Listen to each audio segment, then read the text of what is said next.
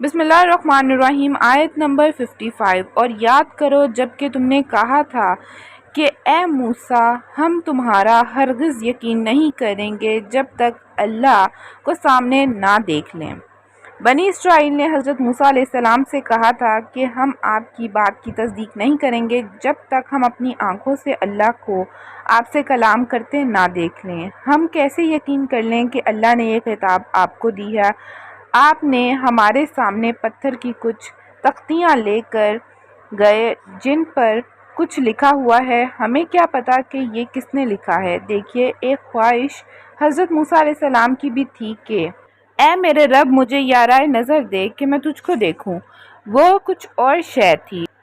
वो तुम्हें आ पकड़ा एक बहुत बड़ी करक ने, और तुम देख रहे थे। तुम्हारे देखते देखते एक बहुत बड़ी करक ने तुम्हें आ लिया और तुम सब के सब मुर्दा हो गए। आयत नंबर 56। फिर हमने तुम्हें दोबारा उठाया तुम्हारी मौत के बाद। बाज़ लोग इसकी एक तवील करते हैं कि ये मौत नहीं थी बल्कि ज़बरदस्त कर्क की वजह से सब के सब बेहोश होकर गिर पड़े थे, लेकिन मेरे नज़दीक यहाँ तवील की ज़रूरत नहीं, क्योंकि अल्लाह के लिए कुछ मुश्किल नहीं है, ताकि तुम उस एहसान पर हमारा शुक्र करो।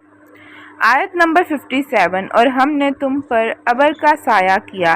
जजीरा नुमाए सीना के लकोदक सहरा में 6 लाख का काफिला चल रहा है। कोई ऊँट नहीं, कोई साया नहीं, धूप की तपिश से बचने का कोई इंतज़ाम नहीं। इन हालात में इन पर अल्लाह ताला का ये फजल हुआ कि तमाम दिन एक बादल इन पर साया किए रहता, और जहाँ जहाँ वो जाते वो बादल इनके साथ साथ होता, और उतारा तुम पर मनो सलवा।